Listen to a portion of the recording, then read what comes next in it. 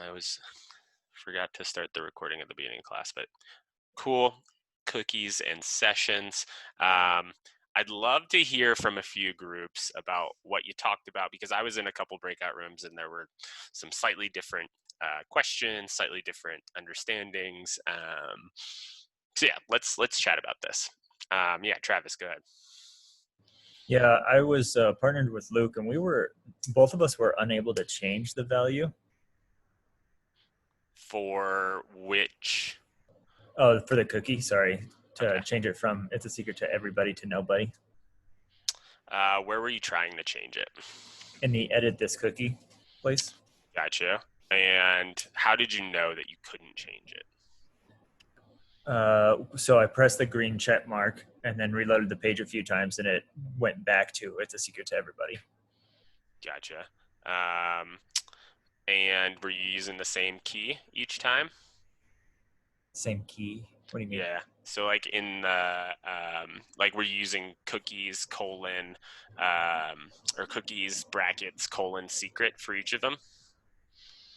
So I literally just go to edit this cookie, and in the value, I'm just changing everybody to nobody.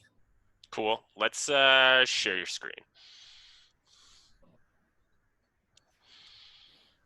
And could I ask a question as you're sharing the screen? Sure. Is this what we were supposed to do for the warm up? No. Okay, thank you. Cool. They just went ahead. Cool. So to nobody, Great. green check mark, Cool. reload page. Cookie, everybody. Yep. So there's a reason why that's happening.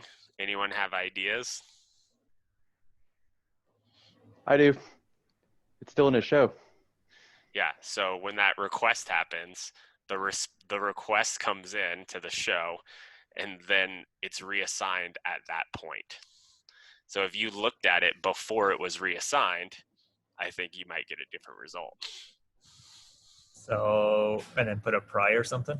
Yeah.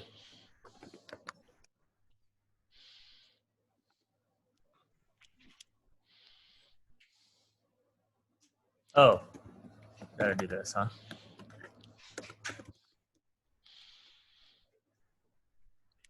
Aha! Okay, thank you. You all are great. This is a great thing to share too, and it's like it happens a lot in just in general in web development where you're like, I swear I'm doing the thing, and I swear the lesson says that it should work this way, but we're we're leaving out some steps that are happening in this cycle, right? We were leaving out that reassignment as part of like, hey, that's something that's going on. So I'm glad. Thanks for sharing this and bringing it up. Yeah. Cool. Um, any other, you know, thoughts, topics? I can call on a few of the groups that I was with, like I don't know, Priya and Ryan. I thought we had like a decent conversation. What were your takeaways?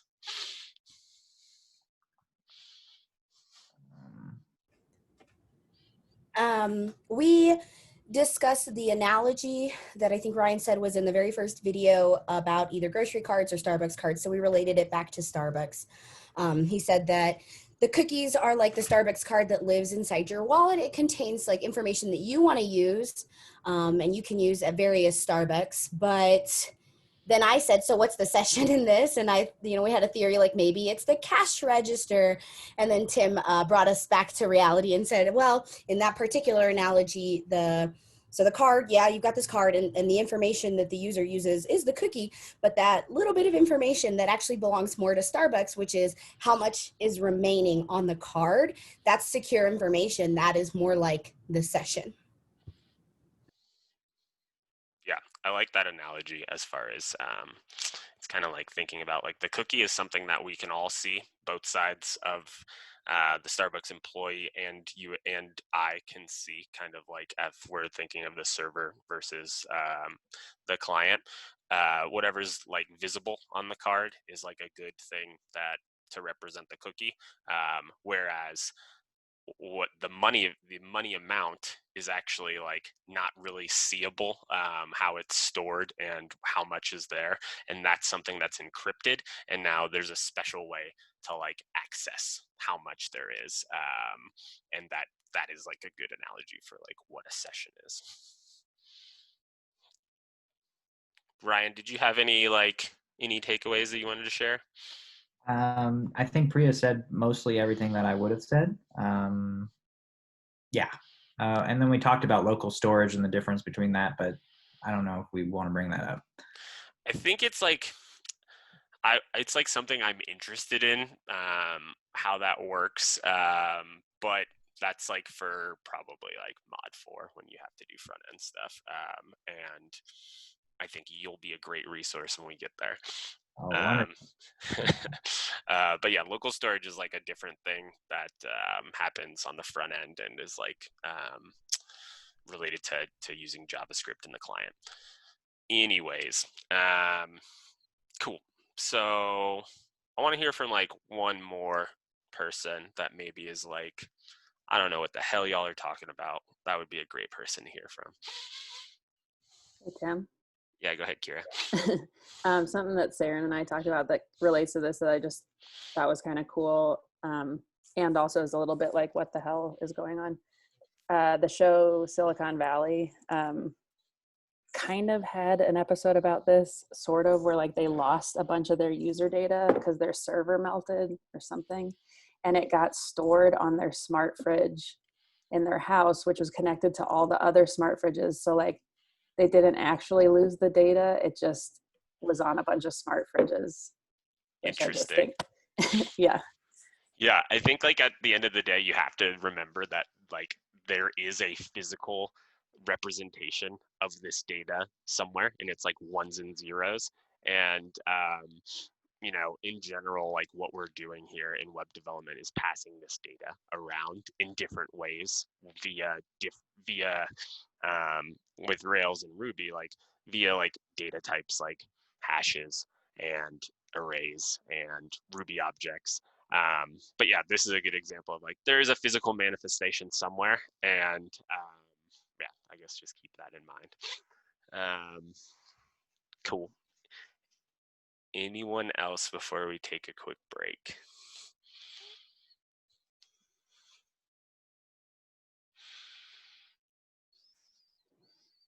All right. Let's take a break. Let's come back at 9:30, and then we'll kind of, I think I'm going to have y'all go in breakout rooms to go kind of like run through this, the difference between the cookie and the session and editing each of them. And then I'll kind of run through it at the end to make sure that everyone's seen the difference. Yeah, that's all. Let's do 9:31 just to give y'all a little more time. 8:31. So let's come back together. And here's what I want y'all to do. I'm going to put you back in the same breakout groups. And I want y'all to spend like the majority of the time working through the lesson plan of just kind of seeing the difference, like what Travis was sharing, like with the cookie, he was going through and like editing it on the edit this cookie browser, and then editing it in his show action. And I want you to go through the lesson plan and think some kind of like high level things.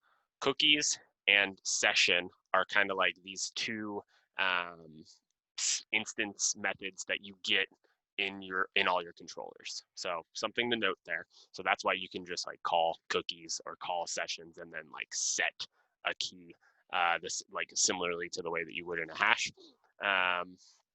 But yeah, I want you to go through it. And what I'd like for you to do is read the CFU questions at the bottom of the lesson plan and like have that framework as you go through. And then what I'll do is when we come back, I'll take some questions or hear from a few, and then I'm going to kind of like go through it as well so that you can see, so that I make sure that like you see what I want you to see.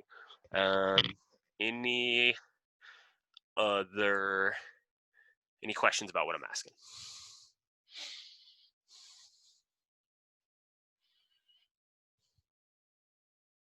All right. Cool. Go forth and conquer. Zoom this. Okay, cool. Leah, go ahead. Like, okay, this is probably gonna sound stupid. So the point of cookies and sessions, like I think I get the difference between them is just to have a way for the client to send information to the server, like login information, payment information, stuff like that. So slightly different. Like, yes, it's a way that we can have information persist across multiple requests, or it's a way that we can send little pieces of information that we don't. It's like a speed thing. So we want to like communicate with the server and the client without having and like store some information on the client, so then the client can like access that information and not even have to go back to the server sometimes. Or sometimes we want to store like session data on the server with each request, but we don't want to have to access the database every time. So it's like a way to like avoid doing things more than once, I'd say, and like persisting like some data in a way that like makes things more performant. And is the way that they're sending things via HTTP requests? Yeah. So Oh, okay. yeah, so the request response cycle is like a part of this thing, and sometimes you're getting information in a request, and sometimes you're giving the client information on the response. But like the cookie and the session, slightly different. Cookie for non-sensitive data, Mm-hmm. session for sensitive data, and session is encrypted in a way that the client cannot edit or like see certain data.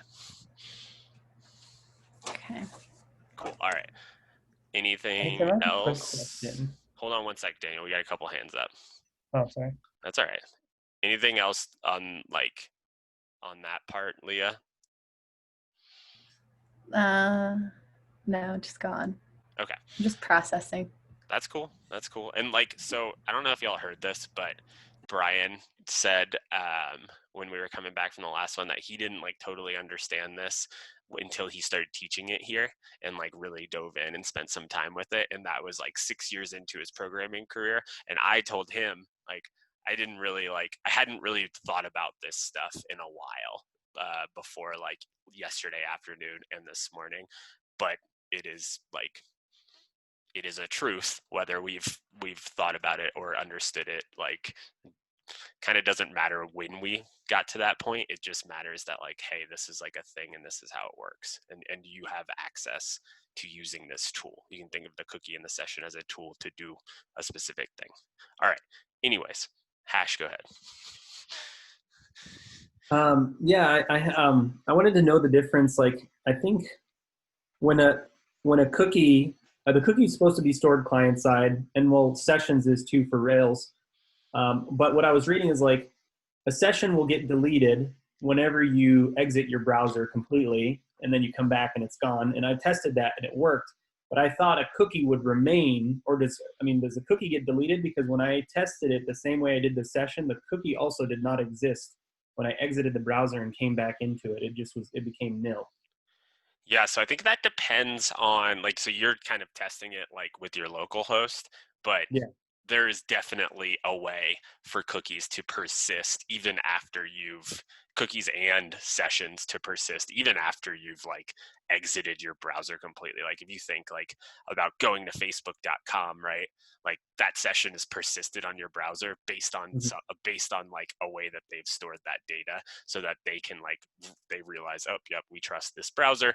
We have this like cookie information about who this person is. Like, boom, you're at your homepage. So by default, then, would you say that in Rails, they just get deleted whenever, and then you like have to manually keep them? Like use some type of code to force them to stay there? I don't want to say by default necessarily, because we have to remember that like we're in our development like server and our development server in general and the way that it works, like accessing localhost is going to be slightly different than like our production server that's on I see. Heroku, right? So a Okay. good way to test this would be like, okay, I see that they clear on my development server, and then you might have restarted your server, right? Like when you exit the browser, or did you keep it open? You just keep I it kept the server running. Okay, cool. So that's like another thing to like keep in mind. Sure. But I would also like say like try the same thing on your app in production, right? And see what happens then. Okay. Yep. Cool. Kira, what's up? Are sessions and cookies kind of related to how you're able to use a site if you're not connected to the internet? So, for example, when you're designing an app, if you don't, I've heard a lot of times that like it's helpful to design an app that's not always connecting to the internet if it doesn't need to.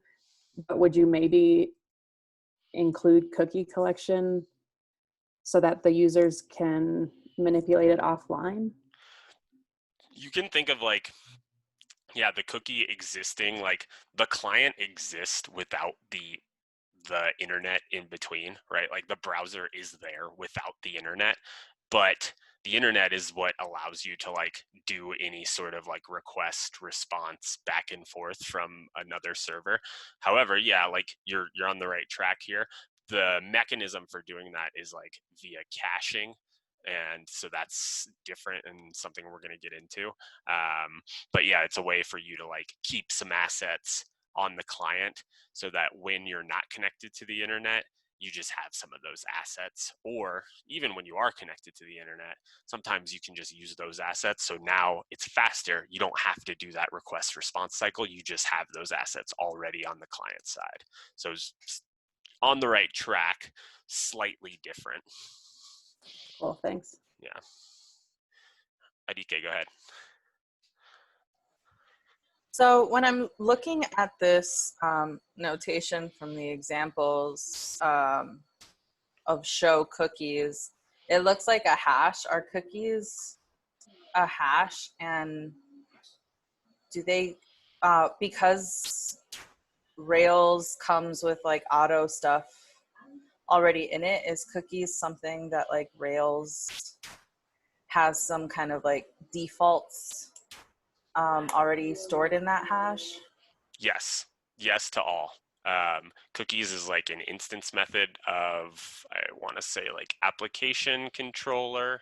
And it like comes in there by default and you get it and it behaves like a hash. That's why you can set it like a key value pair. So I'm glad that you kind of like were like, this looks like a hash to me, because that is like essentially how it's behaving.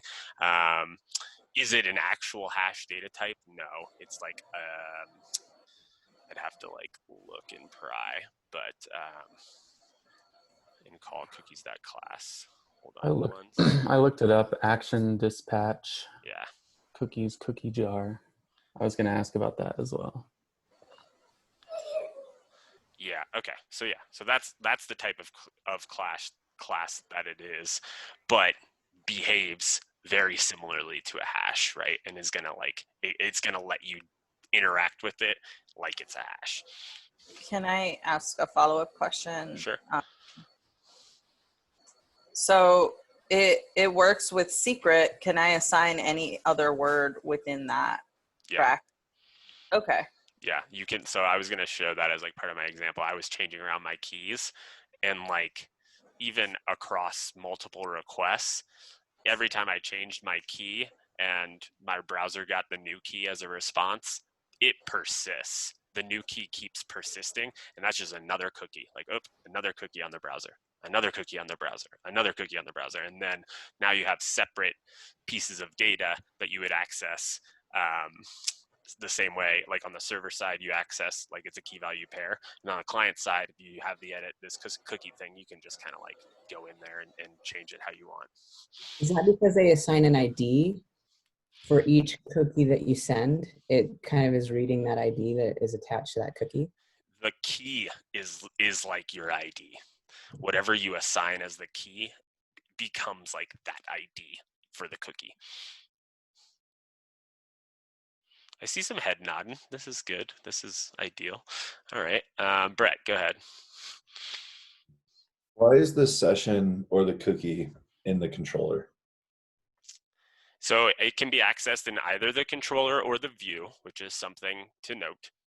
You only have access in the controller or the view, and the reason it's in the controller is because that is like basically our conductor of our program, and that is the one that is handling requests, and this comes in as part of a request, and then it's fed back as part of a response, which is why it needs to be in the view too.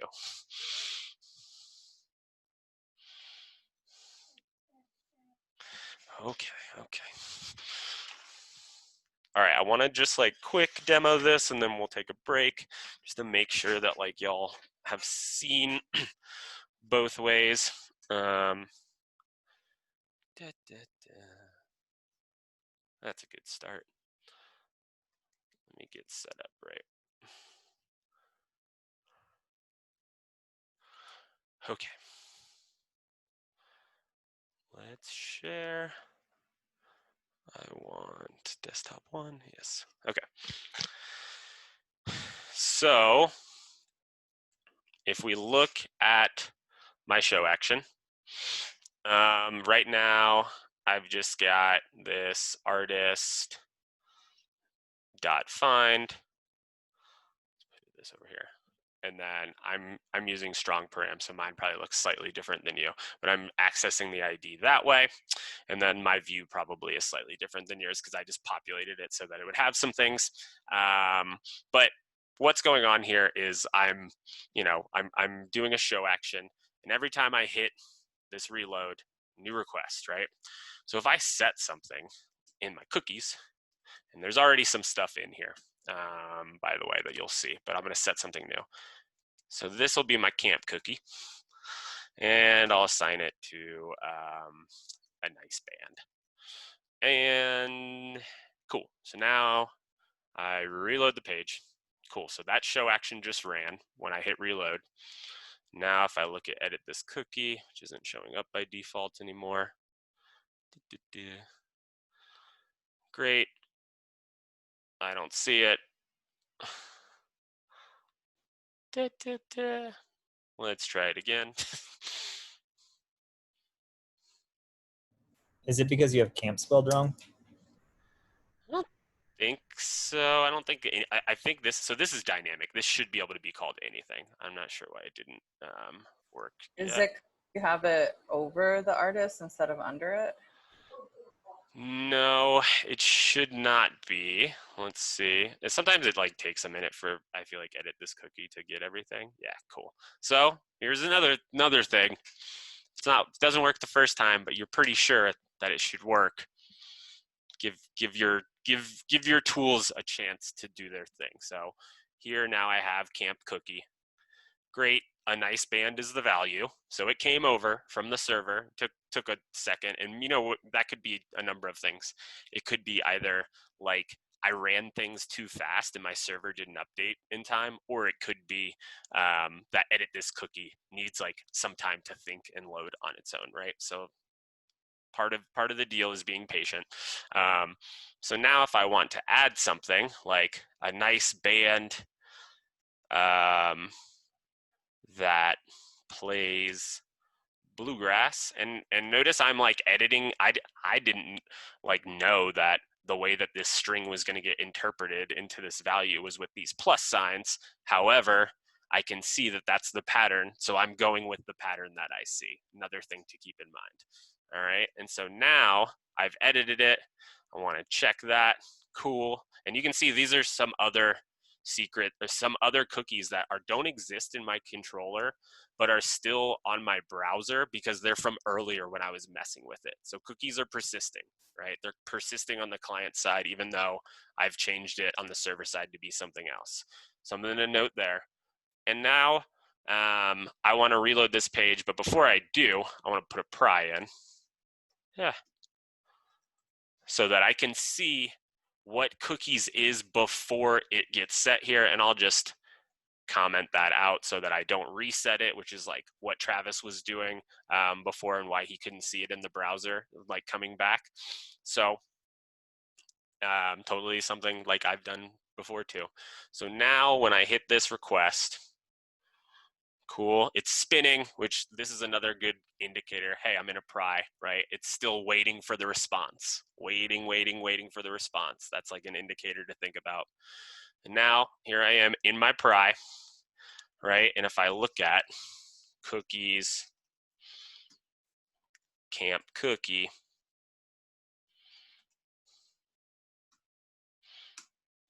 a nice band that plays bluegrass. So the cookie, I can edit on the client side, send it to the server. I can edit on the server side, send it to the client. All right. Would you want to update that on your in your action as well, like whatever you edited on the client side? Not necessarily.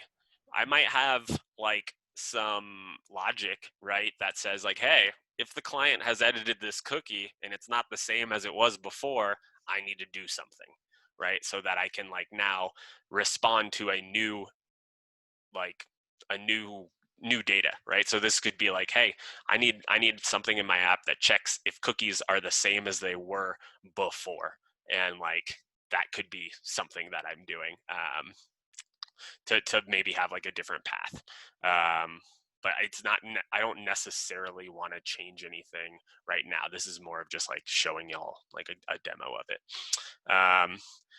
Okay, so I'm gonna exit. Great, so it loaded, finished loading.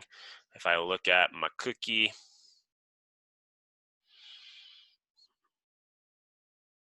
it's still what it was. Now, if I go back to my code and I comment this back in, take out my pry, just want to show it one more time. Now, if I remember camp cookie at this point, it's on my browser, it's what I changed it to. But now, if I reload,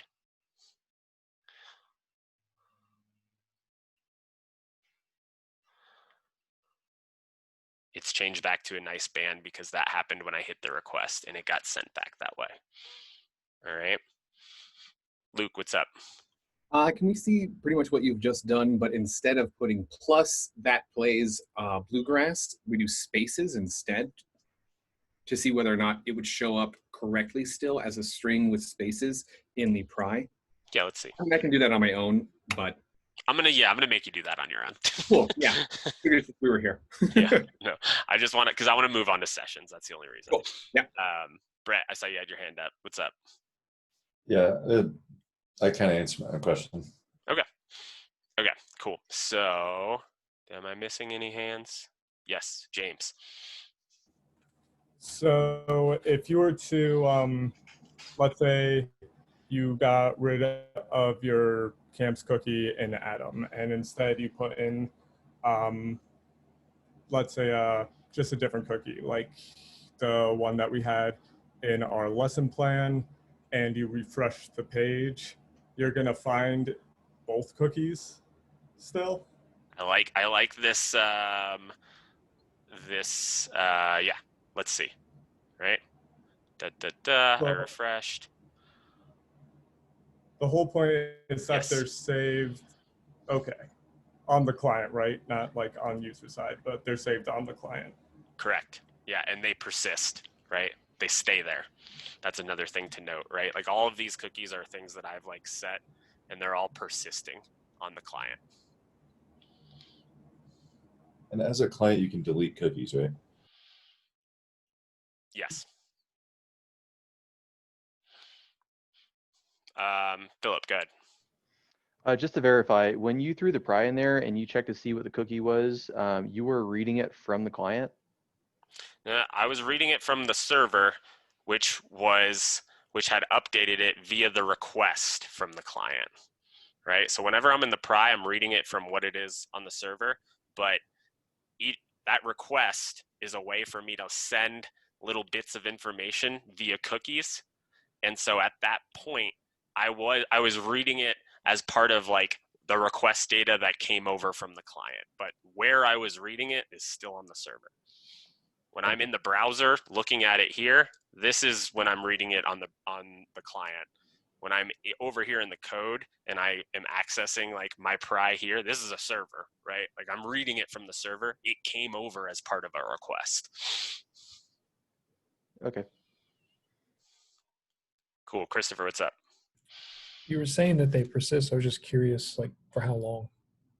I think that is like different across like applications, maybe specific sessions. I don't know if Brian's here, maybe he has a better answer, but I don't think he's here anymore.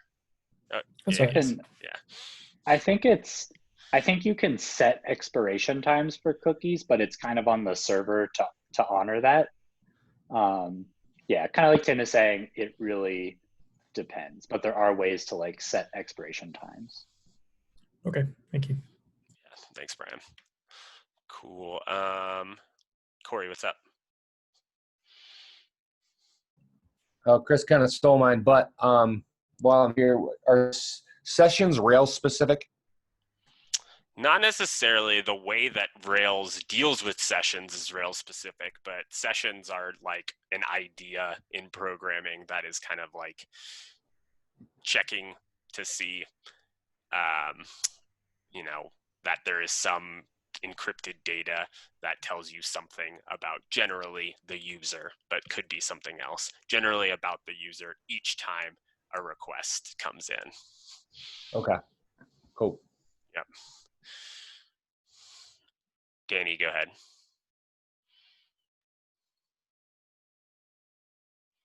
I think you're muted. Thanks. So cookies can only store a limited amount of data anyway. So like if you get to that data limit threshold, does it just start to kind of like delete like the oldest cookie and kind of keep stacking that way? So you gotta think of the data as like not, well, actually I might be saying that wrong, so I won't say that. The data is generally like not gonna be like a Ruby object or anything like that. Like generally we want to pass like simple data types, like a string is a good one. But like a cookie can store 4 KBs of data, and I don't know what happens after that, to be honest. I don't know like what happens when you try to send more than it can store. I would imagine it gets cut off and either stores some of it or none of it. But that's not ideal, right? And once you have like that much data, you gotta find you use a different mechanism for sending it over. Daniel, go ahead. I think you're muted. My partner and I were talking about the CFUs and what are some pros and cons to client-side session storage. What are the security implications for a client-side session? So it seems like it wouldn't be as secure as like a server hosting the sessions. Yeah. Rails kind of has this built in to like encrypt the session, even though it's still like storing it on the client. But I would say you're on the right track that storing it on the server is like, it's kind of like the trade-off of like, well, I can be super sure about my my session and never even pass it to the client. And that just in general feels better to me too when I think about it. But like, to be honest, like as far as the trade-offs, like then you're kind of trading performance for security, and that might be a choice that you want to make, right? Like a lot of software is about trade-offs, and the reason Rails wants to do it on the client side is because they believe beyond a reasonable doubt that the way that they are encrypting works and will not be hacked, and it's faster. Cool. All right, let's take a break. Yeah, come back at 25.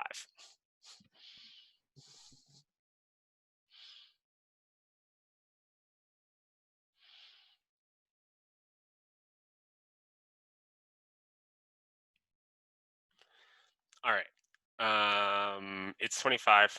Brett, what's up?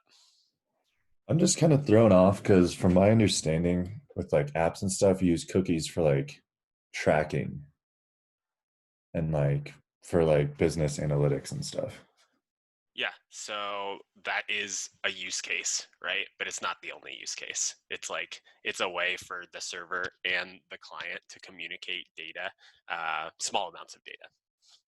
Okay. Yeah. Okay, cool. Cool. Okay, so I want to show you the session real quick, and the difference. So, all right, I'm gonna get rid of this cookies, a different cookie, probably just all together. Yeah, and then remember I have a session kind of like running in the background, and my session is encrypted data. So like this is secretive data. Great. So I've got this in there. My server's running. I'll assume that the code has been updated on my server side. I'm going to close that for now, and I'm going to reload the page. Okay, so now I assume that the session encrypted has been passed over to the client. But when I look at edit this cookie, there is not a key of encrypted anywhere because it is encrypted, and edit this cookie does not have the ability to see this session. This extension does not have the key that it would need to see this session. All right. However,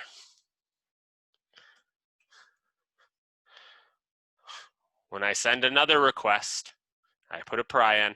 So now I hit that. I can see that I'm hitting that because set list is waiting on the response. My server,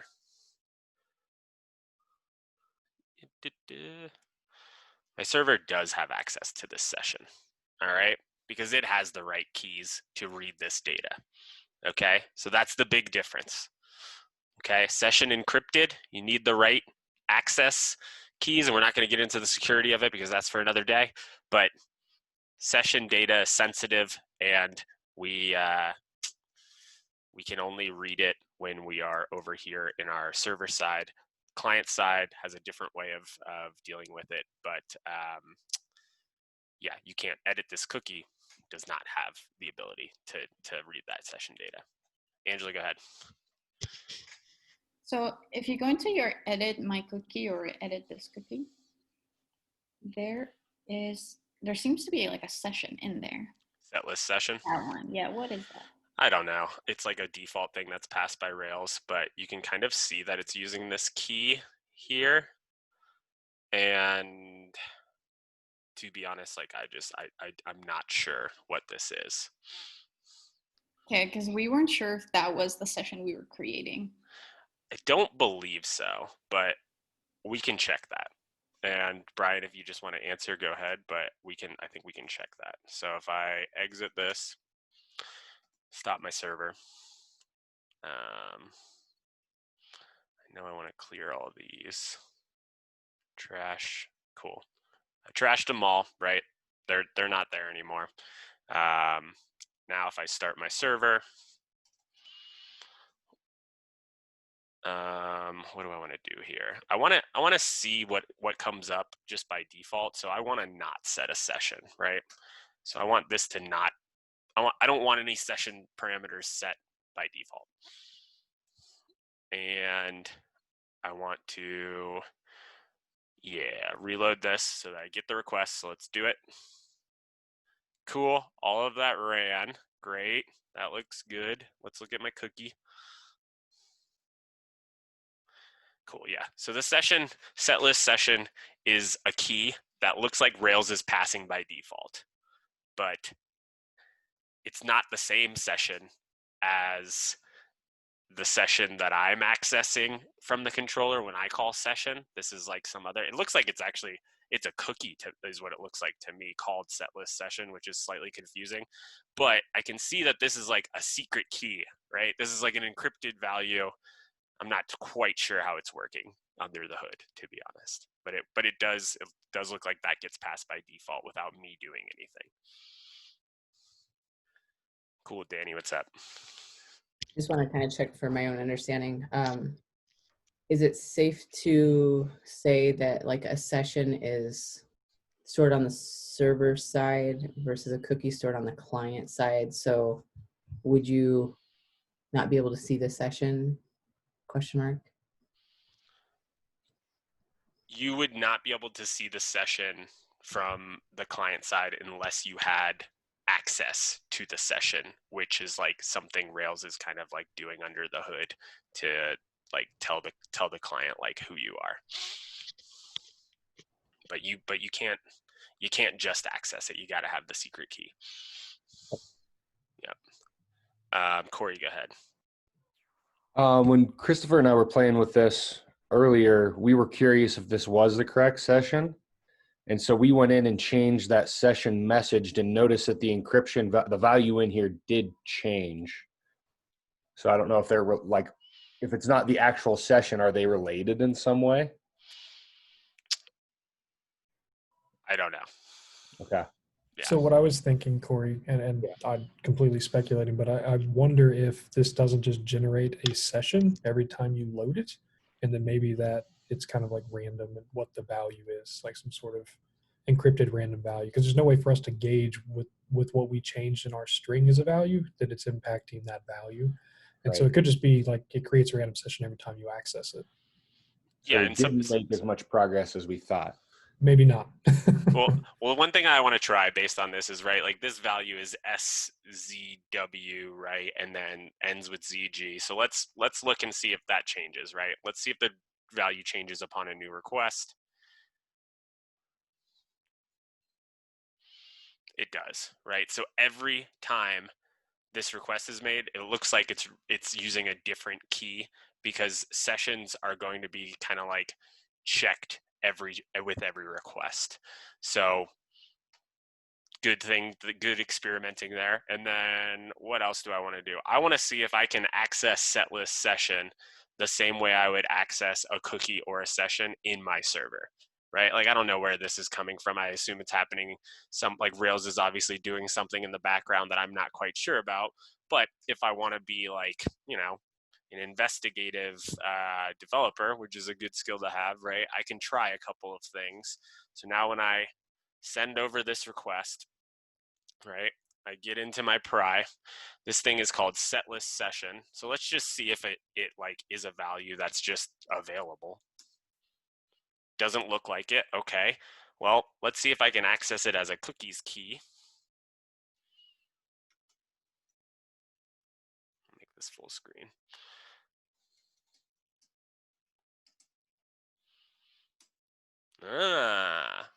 Okay, so there it is. And this looks like it's some encrypted value that is basically maybe like doing something under the hood to tell the that Rails is like communicating with the client about like, hey, this is the app, this is the server, this is like, here are some assets. I'm not exactly sure, clearly, but looks like it's a cookie, right? That is a key, a cookie key. Cool. Christopher, go ahead. I was just noticing the syntax, like it's starting with an underscore. I don't know if we've talked about that or not. Yeah, we haven't, and it's kind of like a, I don't know what to call it, like a convention to do like sometimes with certain variables depending on what they are. And like, I don't know this convention in Rails, but like I assume it's probably like a convention, but not like for cookies or for sessions. It's like for naming variables, and I'm not sure why they're doing it here, but you'll see it a lot. Okay. Brian, do you have anything you want to add if you're around to like what I've said? No, I don't think so. I think you got it. Okay, cool. Appreciate you. All right, so we're gonna pivot and go into the Flash Messages sad path, which is kind of fun. We'll get to do some more coding in a class setting. But let's take a quick break this time because I just want to like make sure I know exactly what I want y'all to do. So let's take like 4 minutes and come back at 39.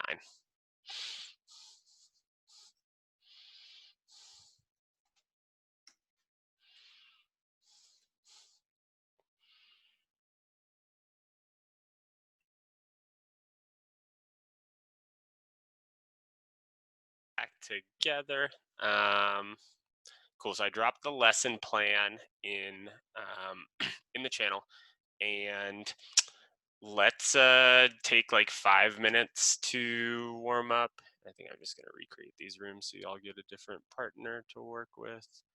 And what I want you to do in the warm up is there's 2 warm up questions in there, and we'll take like, I don't know, 4 or 5 minutes to answer these. Yeah. Cool. Any questions about what I'm asking?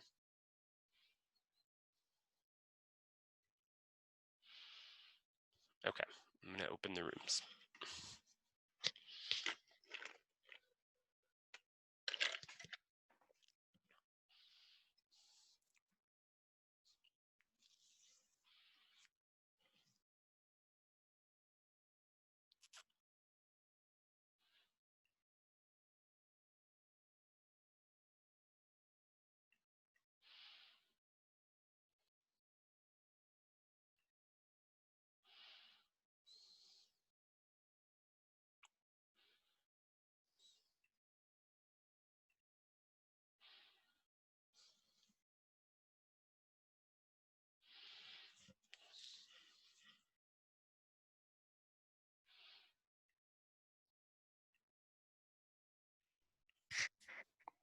Looks like Judith didn't come back from the break, so.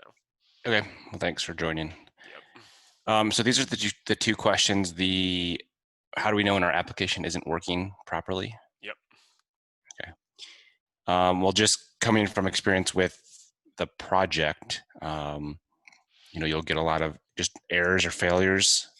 Like if you type in a shelter that doesn't exist, it just gives you like a weird routing error or something, I think.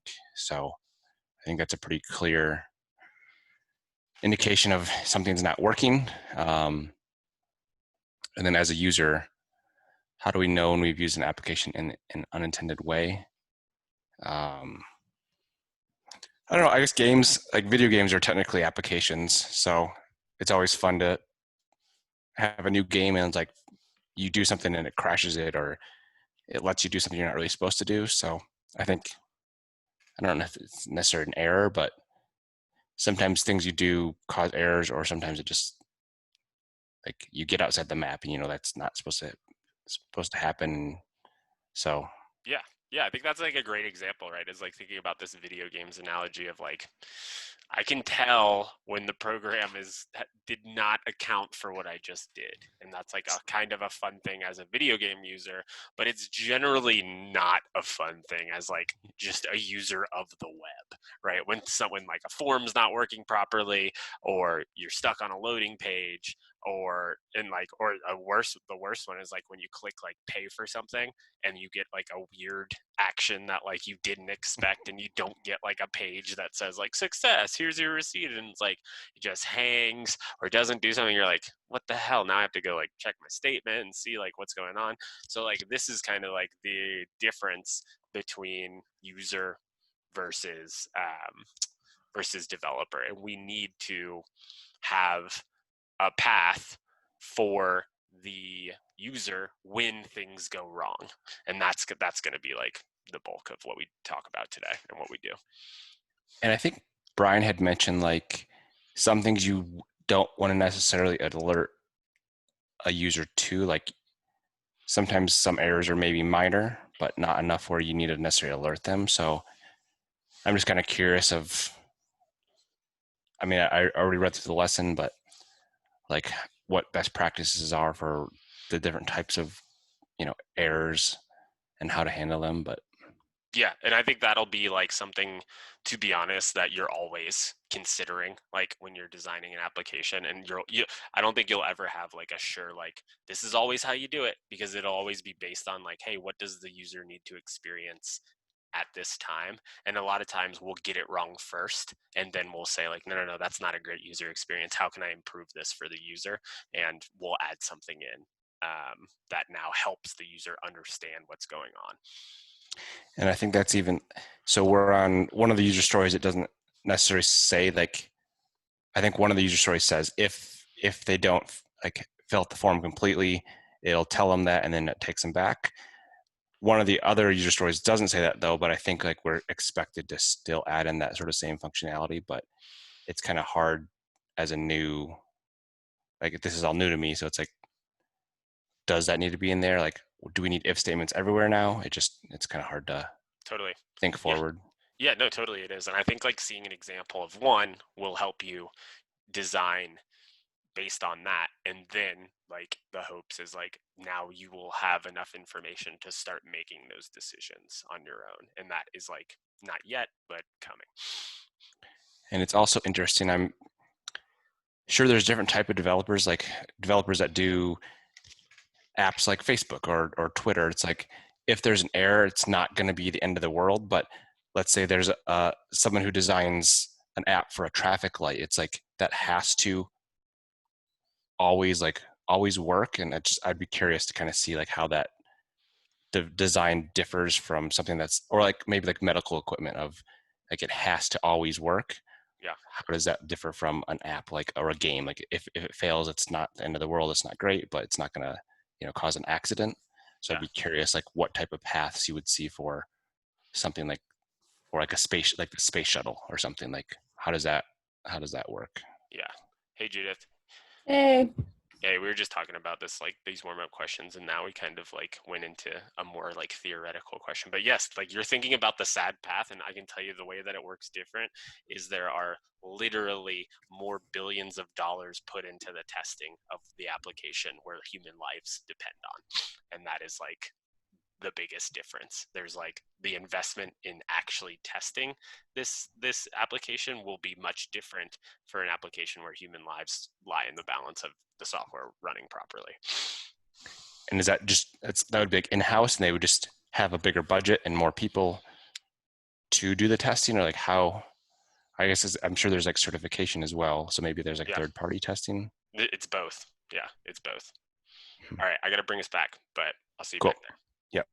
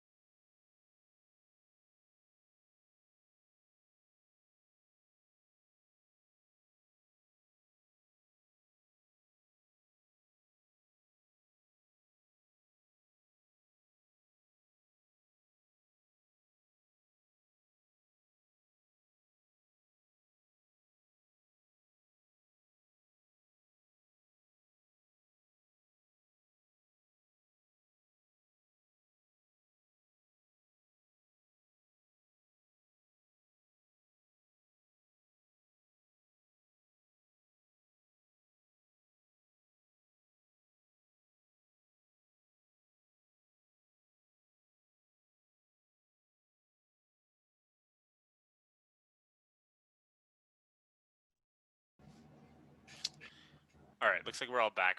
So anyone want to share out what they chatted about in there? Something interesting you or your partner thought of? Travis, go ahead. Yeah, Angela and I, we both have tried the lesson previously, so we just like talked about our struggles and what we feel good about and whatnot. And right towards the end, I posed the idea of if we can change the styling of the flash message, and Angela said we could. Yep. Yeah, there's some styling that happens kind of like by default, depending on which flash message you use, and then there's also like a class that you can can use to target it, or to target that default, or you can override that class by like wrapping the flash in like your own element. Yeah. Cool. Anyone else have some thoughts based on those two warm-up questions?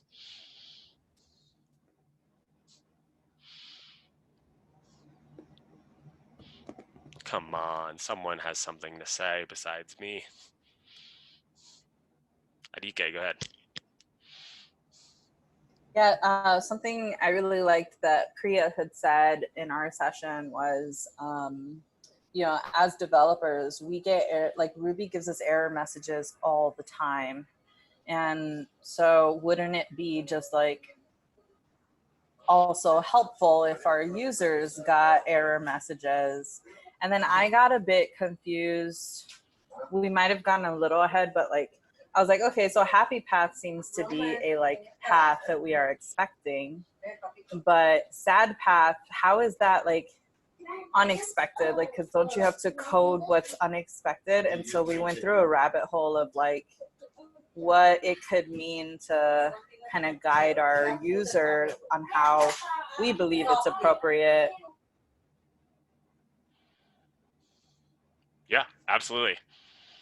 To like wrap that up together in a bow. I'm not really sure how to do it, but like basically like that. Yeah, and so we're gonna like, you're kind of thinking of it, and I think there's like two things to unpack here. It's like, yeah, sad path. I don't want you to think of it as like this path that we don't know. It's incorrect usage. So it's like, it's basically our user not using our application in a way that it was designed to be used. So that's like kind of like the difference there of like not expecting. The not expecting part like is more edge case. Like, what if they send in a SQL injection? What happens then in the form? Like, can I handle that? Like, these are edge cases that like we want to try and test for. Sad path is like, hey, our user forgot to do something that we actually need for our application to perform properly. And that's going to happen. You have to plan upfront for your users to make errors. And then this other part was like, you were like thinking like, oh, it'd be nice to like send messages to the user. And now this is like a whole like UX UI kind of like conversation where like the better you design that form to indicate that certain elements are required or not, the better your user will perform when filling out that form, right? So these are like, yes, good things to think about. Yeah, Travis, go ahead. Yeah, speaking of required, I just before I read the Flash lesson yesterday, I was just playing around with like required, and that seems like a little bit of a, I don't know. I understand there's a point to that lesson, but a little bit easier because you literally cannot submit the form if you have required on and it flashes you a message. Yeah, and so that's like a different design decision, right? That is valid, and that's what I'll say. It's not the only one, but it's valid, right? And this is definitely something that like I basically wrestled with every day when I was like debugging errors in the program on the job, and it was like, well, I see what's happening here. I need like maybe two paths. I need to account for like the user doing something I don't like on the server side, and I need to try and get that user to not do that on the client side. So it's kind of like a twofold thing, and sometimes one solution works for both, sometimes not. So you got to kind of know both paths, both strategies. Yeah, cool. Danny, what's up? This might be jumping ahead, and if so, just tell me to wait. When we use Flash, like does Flash always have to be used with logic, with like an if else? I've kind of looking at it and stuff like that. It seemed like it always was used kind of in that context. It doesn't have to, but generally it is, unless there's just like something you want to tell the user every single time without that logic, right? Like usually it's the Flash logic is based on some user action and then whether or not that user action was correct. Okay. Yeah. Okay, I want to show you all something quickly, and then we're going to kind of like do this lesson similarly to how we've done a couple where we where you all drive it, basically, is what I'm trying to say. Okay, so I want to show you one thing. Let's share. Do I have a server running? Great. Okay, so I've got this server running. Yep, there it is. Now, if I go in here, we know that if I want to create a new artist, I can click that form. Cool. I got my request. I went to the new. Great. That's good to tell me. It looks like I've got a form I need to fill out. And if we look at the code on artist, validates presence of name, right? Like I need this to save the record. So I want to point that out. Now, if I go back to the browser, there's definitely going to be a time when a user visits my site, doesn't fill anything out here, and either because they don't know how to work the website or because they just made a mistake, they click this create artist. And at this point, it's tough to tell what just happened in my application. As the developer, I know, right? Because I know where that validates presence of is. I know like that it can't save to the database without it, but my user doesn't know what happened here. They just got redirected to a page and they're not really sure what is going on. So we are going to code a path that tells them what's going on when they mess up. All right. Questions about what I just did before we turn it over to y'all?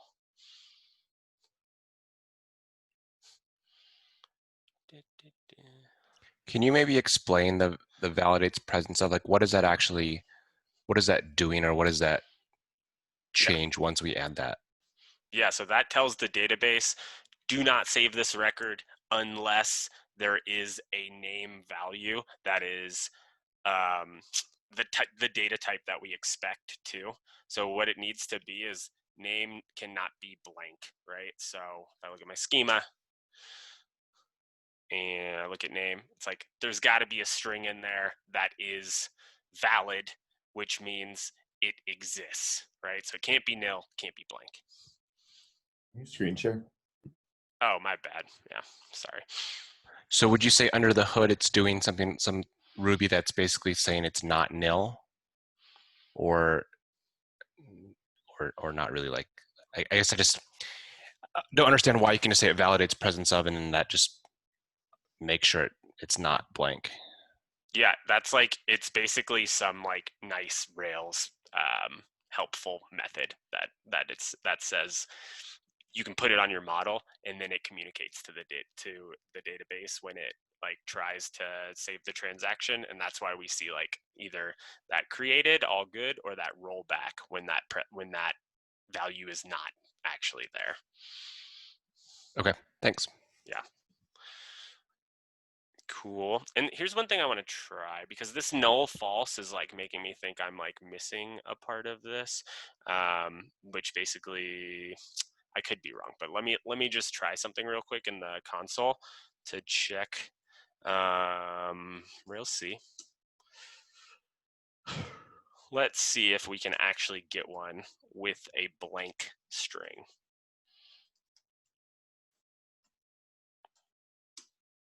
Nope. Okay, so can't be empty, can't be nil. Wait, how is it no? It seems like it's right. Oh, it says nil for artist ID. Yep. And we see this rollback. Begin. Oh. This is basically it trying to transact with the database, and then it's saying, nope, didn't work.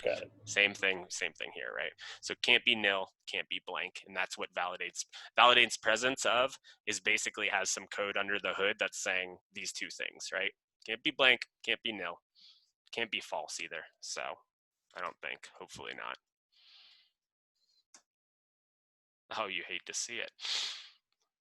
Created it as a name F. Interesting. Didn't expect that. This is why we try things. All right, anyways, we got to jump into this lesson. So let's stop that. All right, I don't want to tell you who's going to do it this time. I want you to volunteer. So who wants to drive and who wants to navigate? I will tell you, but I'd rather you all pick.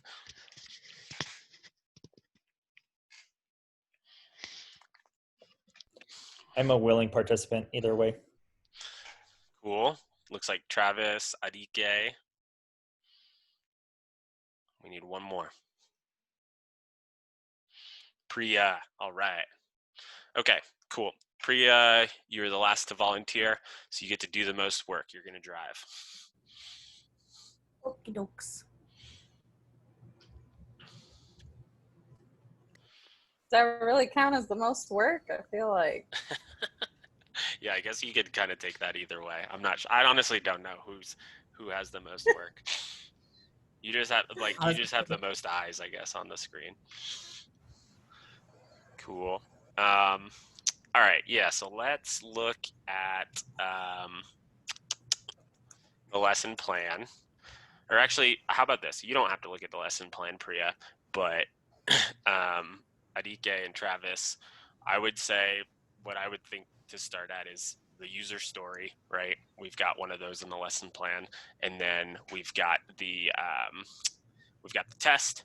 And I think for the sake of time today, we'll have you copy and paste both of those in. But yeah. Awesome. Here. Thanks, Tim. Yeah. Travis, do you want to go through the visitor story, or would you like me to read it? You go ahead. You're on fire. Thank you. It's quiet now also, so I'm going to take advantage of that.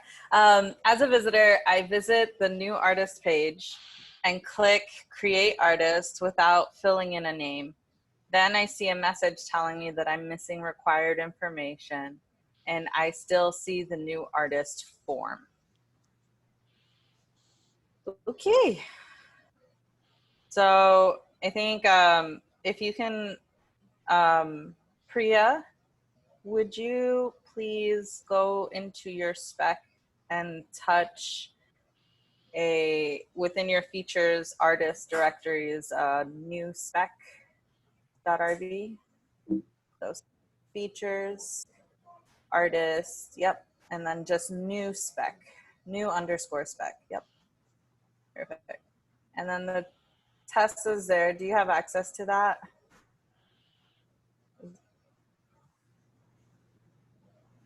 Oh, you already did it. Look at that. So we want to put a binding pry under our, well, actually, this is a good point to pass it on. Travis, would you like to do the next step? Yeah, I say run a test. See what we get.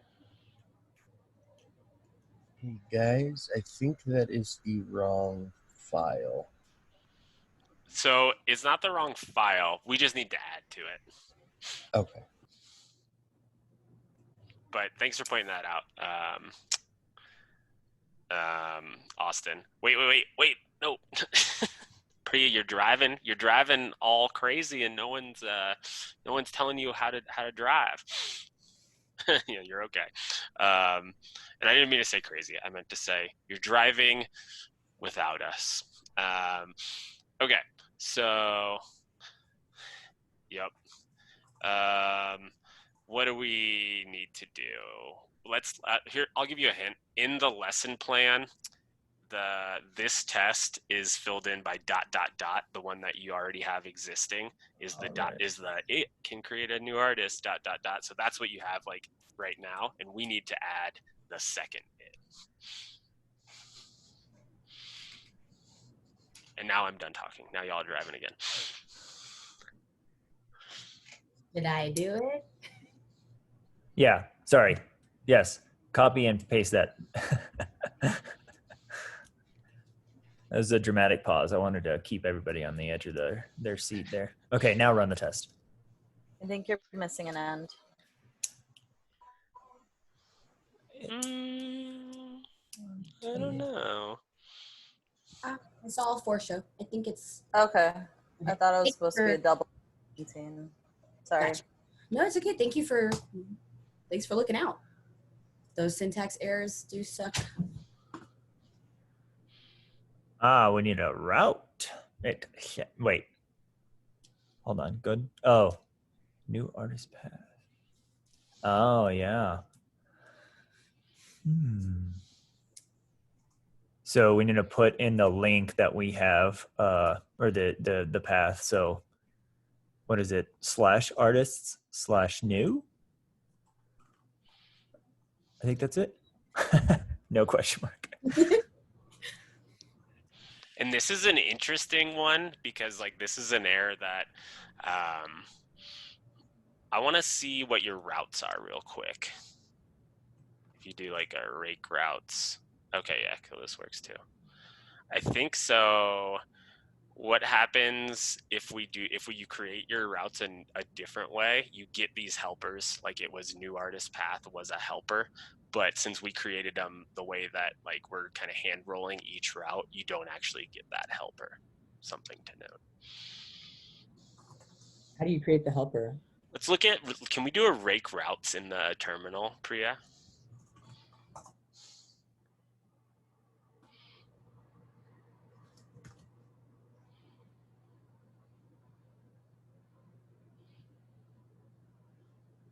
Okay, so I think maybe it's just like slightly different. Try. What is this? You haven't seen this before? Blobs? No, I would have noticed that for sure. I don't know what all that is either, to be It's honest. active storage. Oh, active It's- storage. Yeah, it's for images. Chris knows all about it. Cool. Okay, I want y'all to be able to do it, but let's try. I just want to try something. Sorry.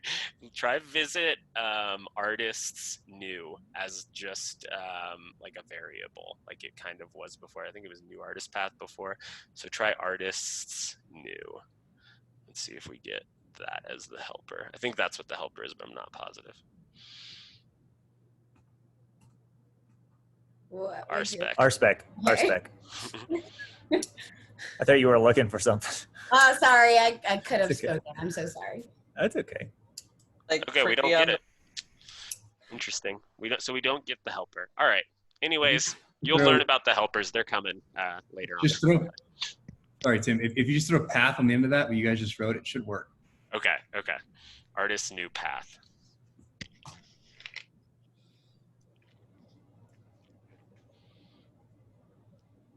Ah. Yeah, see? Ah. Alex knows. I was wondering. I don't know shit. All right. Also, like a routes, I forgot what it's called. It's like routes R or something on your terminal. It'll show you the routes and it'll show you their helper name. Yeah. Cool. Like routes space the letter R or like dash R. Garrett, do you remember this? Or Judith, do you guys remember this one? No, I don't. I don't either. But I'll. How about this? I'll look it up and tell y'all. I'll tell y'all. Okay. Navigators. I'm ready to Arike, do do it. you know what to do next? If not, I can keep going. Absolutely not. No clue where we left off. Oh, we just ran the test, didn't we? That's all that happened? Yeah. So we expected that content to happen, the flash message, and well, not necessarily flash message yet, but we expected artists not created, and we did not get that. All right, that's sounds like a view error, an HTML error. So would we go to, I am not sure which HTML file we would go to. Is it show? Is it artist? Is it new artist? I think if we go along with the lesson, what we have going first is going into the artist's controller. Although I think you're right. I think usually that error means a view problem, but the lesson tells us to go into controller. Alrighty, let's do that then. Thank you. I finally figured out where we were. And we probably want to put a, wait, it says we want to put a pry under on line 17.5. Yeah, and then run the test again.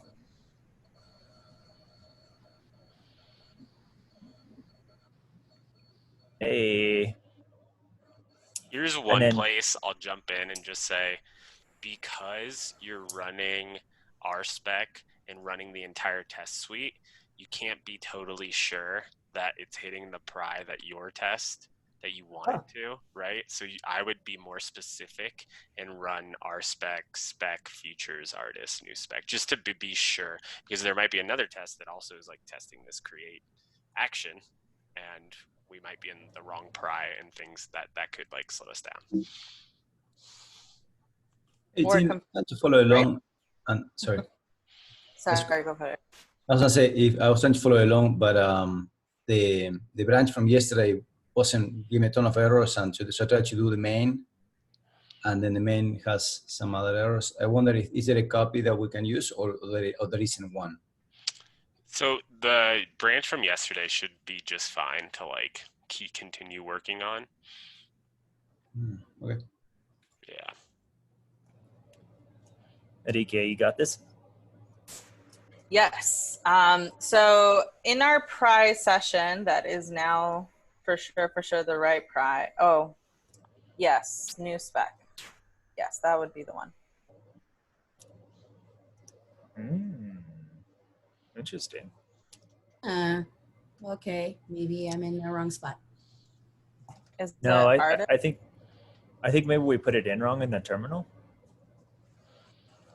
It's under artists. It is.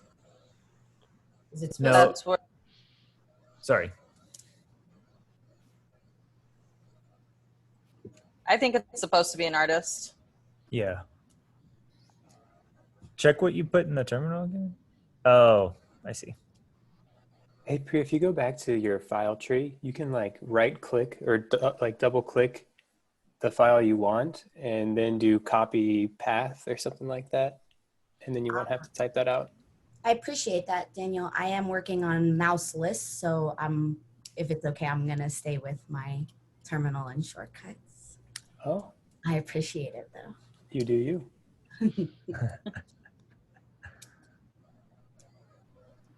Oh, so we hit the pry this time. Awesome. So for the instructions, you want to type play space -1. I'm sorry. This would be symbol negative, number negative. Yeah, and then the number space and then 11. Like that? Please press enter. What does that do? I don't know. We'll find out. Okay, well, it said error cannot locate. Is that an expected error? No, it's supposed to be an artist object with ID nil and name blank. I ran into this problem as well. I just skipped that part, but if a teacher wants to jump in and explain what we did wrong there, I'd appreciate, or a student even. I love how Like, you no. walked away so you were saying that. I think what you're doing there is you're playing a line in your pry, so you can do play/L. It's on L, and then or not Oh, slash, it's sorry, dash or whatever that was. Like that? Yeah. Yeah. Yes. And then it's the line you want to play. So in the example, it's 11, but here it would be like 19. Oh, so that's not a 1. That's the letter L. Yeah. Heard. Okay, and here it would be, you said 19, which references this. Yeah. Okay. Thank you, Angela. Thank you, Angela. Dropping knowledge. Interesting. How do you have a min? How do I what?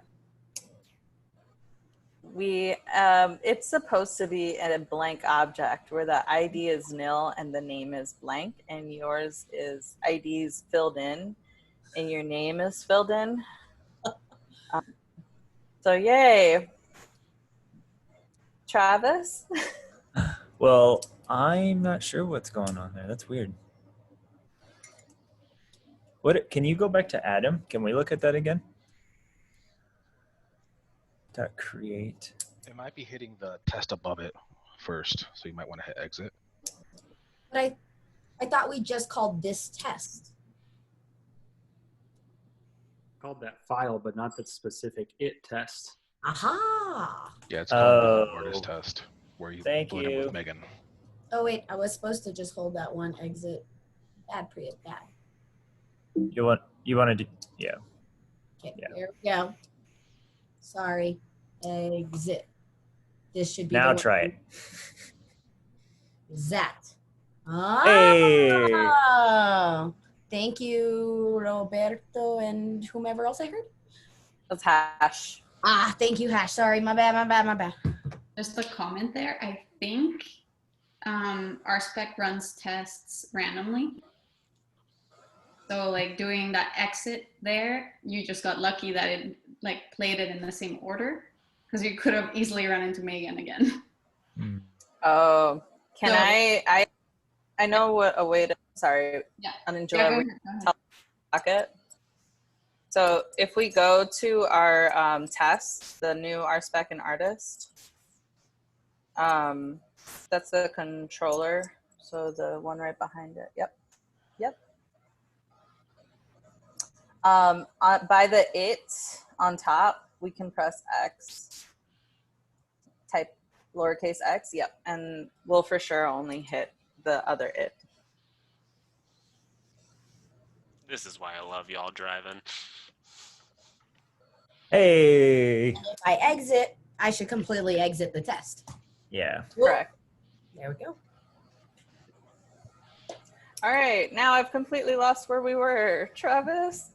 Yeah. Hey, how about this? I want to say we've been going for a while. Is that right? Yes. Okay. So let's take 5. Let's come back at 21.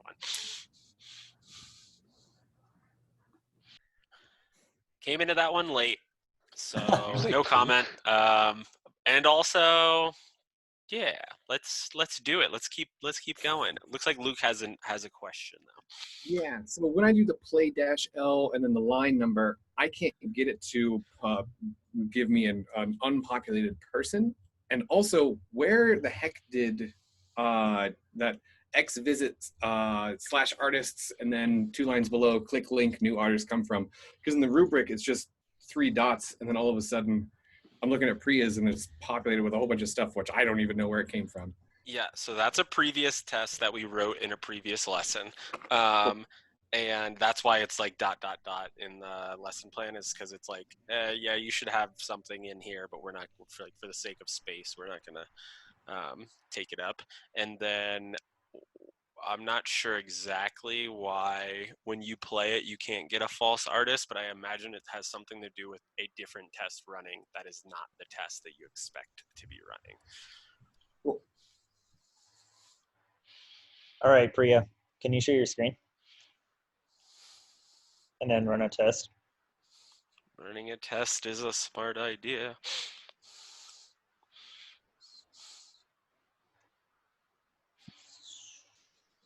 So we're in the pry thing. I think we can, what do you think about this at EK? I think we could probably exit the pry now, remove it, and move on. Agreed.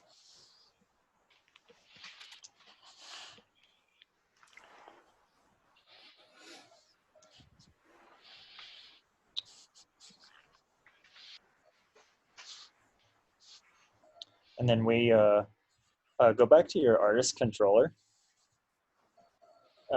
Under, so we got, so artist.create, we want to change it to a variable assignment. So lowercase artist equals uppercase artist dot new. And then here is where we do the logic underneath, on 18.5, we're going to start an if else statement. So if artist.save, and then redirect to artist, that's good. Underneath read, so if you want to indent line 20, yeah, and then do else, and then underneath that, flash bracket colon notice, close bracket, yep, equals some kind of message like artist not created or something like that. That's the perfect message. And then underneath that, before the end, yeah, go ahead. And then we'll do render space colon new, and then you can end it, and we can run the test then. And it's not going to work still. Shouldn't. Yeah. So DK, you want to take over?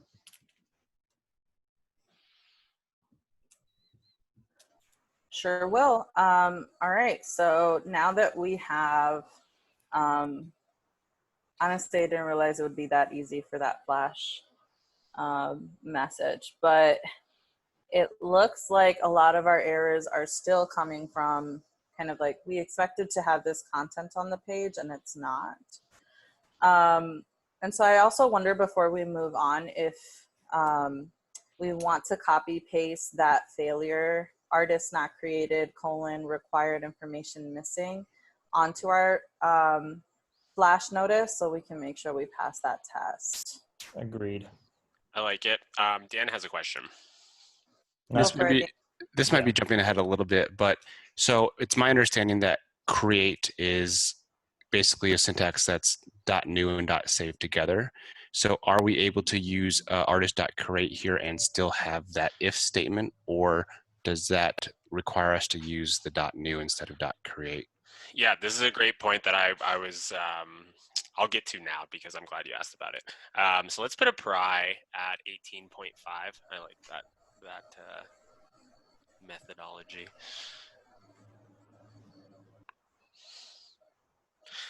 I don't know which test we're going to hit though, because we're just running our spec. So I can't be sure that I can show you the right thing unless we run the that specific file.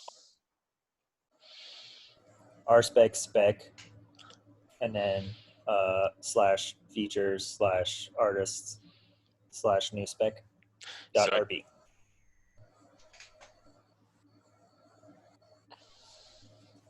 Underscore, yeah.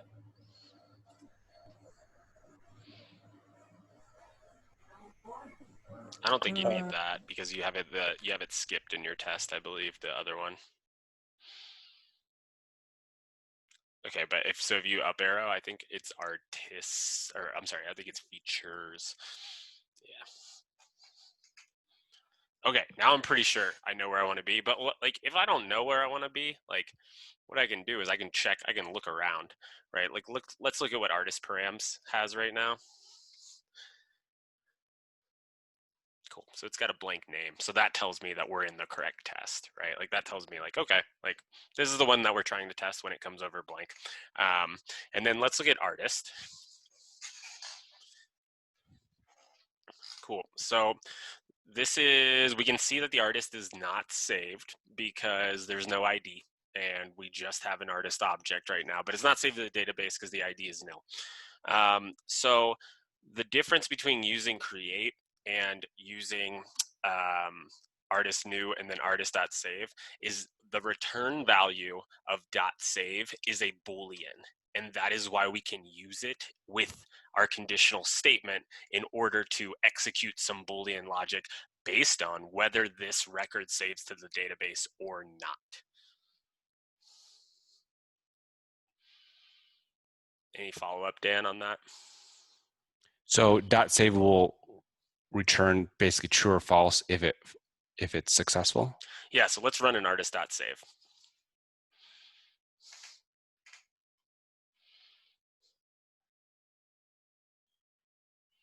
Yeah, so it's false because the name can't be blank and it tells us, hey, sorry, this isn't gonna work. And now, based on our Boolean, right, like can we look at that Boolean logic that's in there, Priya? I think it's down a little bit in your Atom terminal.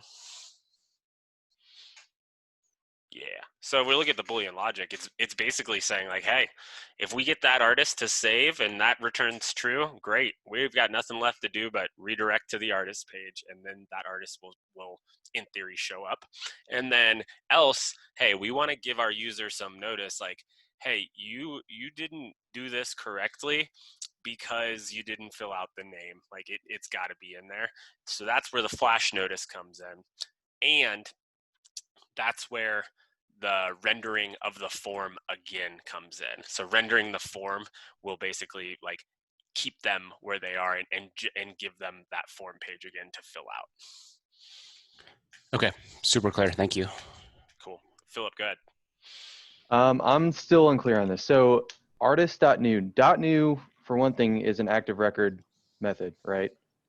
It's I believe that's a class method actually, and then Class method. save is the active record method. So Okay. like new is working similarly to how it worked in mod 1 here, where Okay. it's creating a new instance, and then save is our active record method, where it's like now I'm trying to write to the database via our active record. Okay. What is the difference between .new and .create? .new creates an object. .new creates a new object. .create tries to create the new object and save it to the database all in one. Okay, so in our code here, where are we trying to save it? Because as far as I understand how like that would work, you would have to say save. Okay, if save was successful, then do this. And I don't see anywhere here where we're telling it to save. I only see where we're determining if it did save. Yeah, so it's kind of like a twofold thing here, where artist.save, that runs, right? Like that method runs on the artist object that we created above, and it either returns a true if it does indeed save to the database, or it returns a false if it does not save to the database. So even though it's part of our conditional right there in the if, that is running, and then the return value is a Boolean, but it runs. Okay. So it tries to write Okay. to the database. So there's a difference between artist.save, which it does the action and determines if it was successful. And the alternative is artist.save ? Which only determines if something you told it to do was successful. I don't think you would want to use the question mark in this case. Mm-hmm. You can think of the save as kind of like returning a Boolean by default. So we wouldn't. To be honest, I don't even know if save ? will run. So we'd have You to could do it in try it. Pry. Yeah, we'd have to try it. I don't know if that's gonna work. So I'm wondering if like you could actually do like artist.create if artist.save ? would give you the same thing. So let's look. Let's look at artist.save ? here in Pry. Yeah, so it's not a method at this time. So here's I would say that this is the preferred route, doing the new and then the save, and then using the return value of the regular save without the question mark as my flow, as my conditional logic flow. Like, does this work? Because the problem with create is we don't give it a chance we don't give it a chance to tell us whether the save was successful or not, and then use that return value to go to like execute our path of logic there. Brett, I think I get it. I was just trying to put it in different words as well, but I get it. Thank you. Okay, Yeah. cool. I'm just wondering, like, after artist.new, I would think you'd have to do artist.save and then ask if artist.save, like that. Yeah. Okay, yeah, so that's one extra step though, right, that we don't need to code in here, is kind of like what I'm thinking, how I'm thinking of it. If I understood you correctly, Tim, just for clarity, you were saying that if artist.save literally runs the method .save on artist and evaluates whether that was true or false simultaneously. Yeah, correct. It's doing both of that. And so yeah, the return value is a true if the record is created in the database, and it's a false if it wasn't. And now we're using that return value as part of our conditional logic. So it's kind of, yes, it's like a two-step thing here, right? Save to the database or not, and then do something based on that return value. It's like the one in module 1 we wouldn't do like artist.save equals true. We would just we expect that default. It's the same situation, right? It's similar. Yeah, it's similar. It's like we don't need to be comparing a Boolean to another Boolean, right? Like that's kind of redundant. It's Got like it. once you have the Boolean, you might as well just use it as part of your conditional logic. And so yeah. Let's hear from Brett. I got it. Okay, let's hear from Angela. Hey, a lot of people are still kind of stuck at getting a filled out artist. So I was wondering if we could just troubleshoot one of their issues quickly, because like I feel like it's probably an easy fix. Okay. So I don't know, like I think Luke or Roberto or Dan are having that issue. Yeah, let's have somebody share. I think it's because we all have different renditions of this set list 26. Yep. I mean, sure. I'm still getting Megan. I can share if you'd like. Yeah, let's share. Go.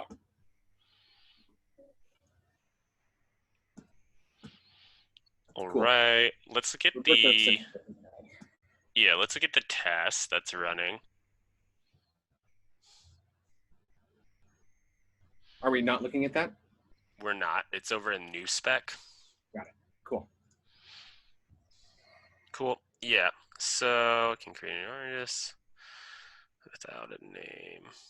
Visit artist new, click on create artist.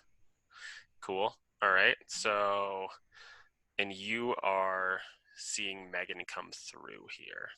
Interesting. So let's bang out of this.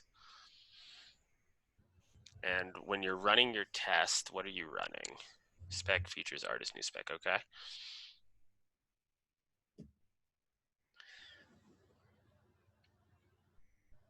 Cool. Let's look at artists. It is coming through. That's interesting. That makes me think that that test is not being skipped correctly. And I just copy pasted this from Roberto, which is why the formatting is a little funky. Yeah, so let's just comment out that test instead of doing the exit and see if we can get something different.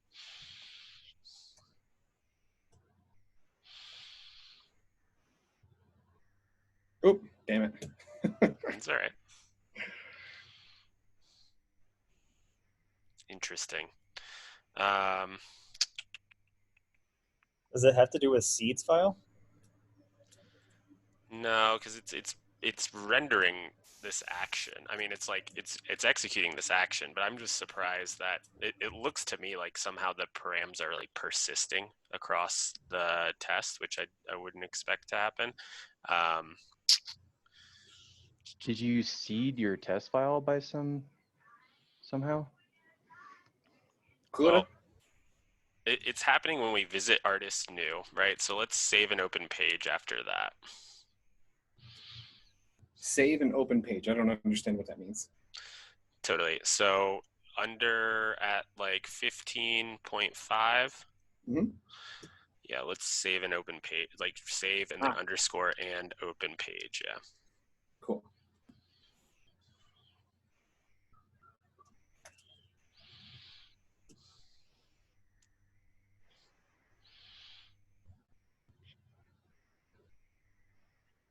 Okay.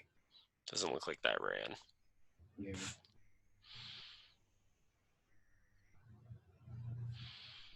Let's do this. Let's exit out of this. You have autosave on, right? Yes. Okay. I have a quick question. Yeah, go ahead. So I don't know if you have multiple versions of setlist, Luke. No, is there just any the one. Okay, I was going to say, is there any chance you're in the wrong one while looking at this other one? Good question. Yeah, let's run a. Could it be because of a separate terminal running? I don't know. Let's kill that server maybe, just for fun. Actually, And I think then I ran into that problem too. spec, features, artist, new spec. Okay. Cool. Still coming in. All right. Let's see what we want to do to debug this. We can look at this later too, if this is holding up class. I mean, I think it's okay to look at it. I'm just surprised. It doesn't feel like to me that this test is running. So let's look at your tree structure. Okay. And let's look at the path of this file. So if you hover over new spec, the tab up there should show us the path. Yeah. Features, artist, new spec. Okay, so that looks right. And then let's look back down. Let's exit. Okay, so I think actually, do you have artists and artist as a thing under features by chance? Or am I like making that up? No, you just have artists. But that says artist. So the paths are indeed different. Okay, that's probably what it is. I don't know where artist is though, because it doesn't look. Oh, you're looking at the views. So let's look at spec. That's probably it. Features.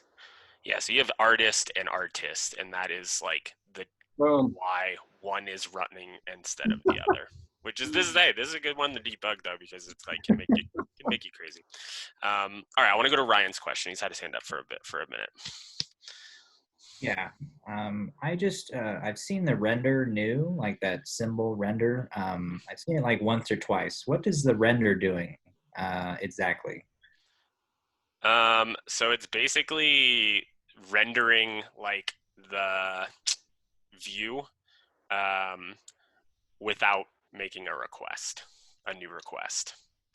Yeah, and with that, we would use that instead of doing like a redirect. Yeah, because redirect is like actually making the request, whereas rendering is like, nope, I just need the form. I don't need any data with it because the data from before was wrong. So let me just get that form back on the screen for the user. Okay, and could I see the screen where we were working at? I forgot. If we use the render, is the :new that's referring to the action new? I want to say yes, but I'm not positive if it's referring to the view. So it might be like just because there's no request. I think that refers to the view. Render Like Rails. new.html.erb, but specifically for artists? Yeah. Okay. Renders, yeah. Okay, renders the template. So that means the view. Renders the template. Where did it go?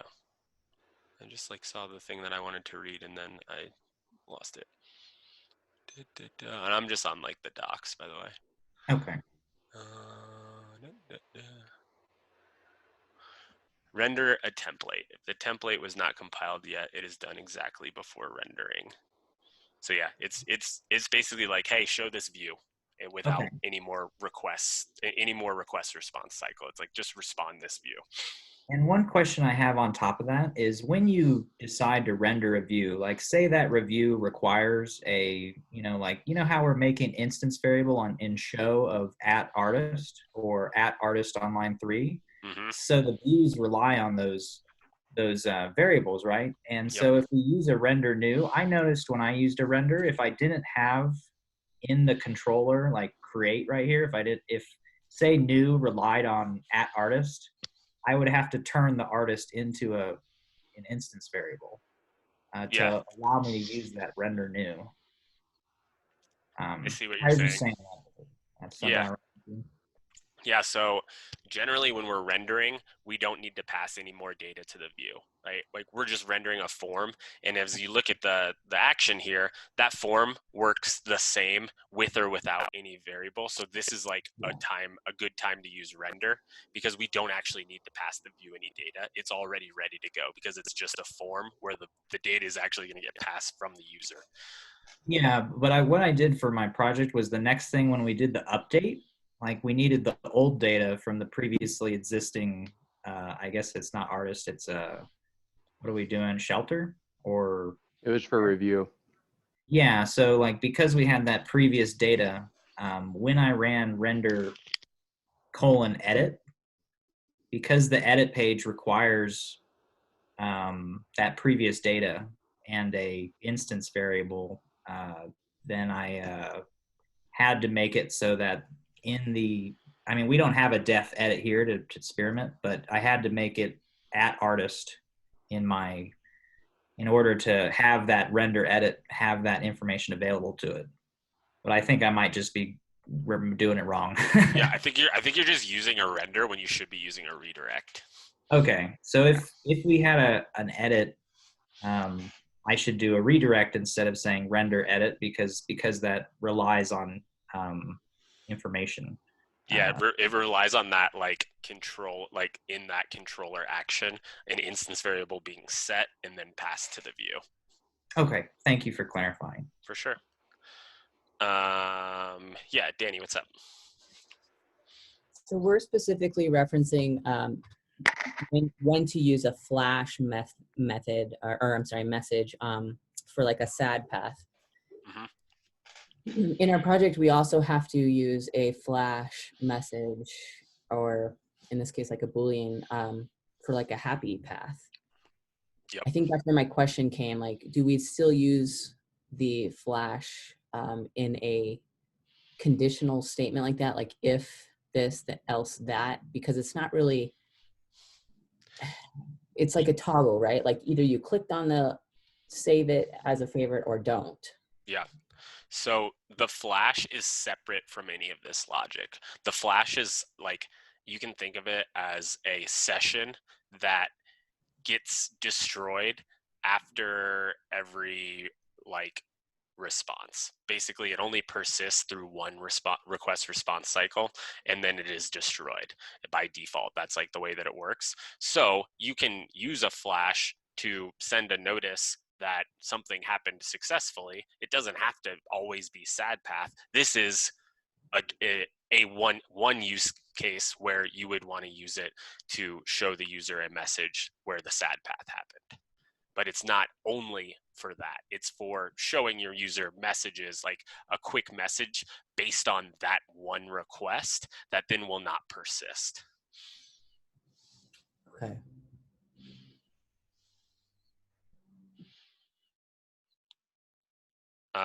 Hash, what's up? Yeah, just to kind of piggyback off Ryan there. So I had a very similar issue to that where when I, on the project, whenever render new was fine for creating a new object or artist, but whenever I wanted to do render edit, so Ryan, you said that you had to make it an instance variable, which was weird for me. I didn't have to make it an instance variable because when it looped, it would go back to the edit action, and it would pass the variable for a first time, but for some reason it would loop for a second time automatically, God knows why. And then whenever it would loop the second time, it would just pass in a nil value instead of passing in the instance variable. So instead of doing render edit, I did the redirect, which the reason I'm talking here is just to clarify, Tim, that when you want to use a flash message for updating something, you would rather do a redirect versus a render. There is a way that you can pass the instance variable that you need as a param of render. So that's another way that you can do it. Yeah. But if you needed the the instance variable that was already in the action, right? It's already there in the action, then you can redirect to that action, get that instance variable, and have that as your path. Or if you needed a instance variable that is within the current action, so in this case, the current action is create, I could then pass the instance, if I had an instance variable, or in this case, I just have a variable, I could pass that back to the view with a render as a argument, or as another parameter in the render. We have just render new here, but right. I can put a comma and I could pass more things. But here's what I'll say, it depends on what you need to do for that situation. And there are going to always be probably multiple ways that you can accomplish that. Sure. No, I mean, I get that. And I did try passing it in again with the comma and passing in the, the key and value. But for some reason, it would still pass it in for the first time, but I don't know why rendering the edit, it looped through it twice. And I don't know if that's just because there's something abstracted away about render that we don't know, that it's it needs to go through it twice for whatever reason, maybe to check each field box or something. But the second time, it ignores the value. It just says, oh, the value doesn't exist, or the variable doesn't exist anymore. So now I'm going to throw a nil class ID, for ID when I was trying for like the path on the form tag. So, I mean, regardless, I think, redirect worked. I just, I didn't know if like for every flash message, if we were supposed to be using render, or if like redirect worked better than render, then we'll be okay going with that. Yeah, no, here's what I'd say. Like, I think after this message, y'all should go read the action controller overview flash docs again after like having this, because there are examples in there where like it's not always going to be used with render, right? Like it doesn't always have to be used with render. There are other like use cases for it. A flash is like a quick message to the user, right? And it behaves a lot like a session. But the only difference is it doesn't like persist after that specific request. Okay. Yeah. Thank you. What docs did you say, Tim? I'm going to drop them to y'all. Thank you.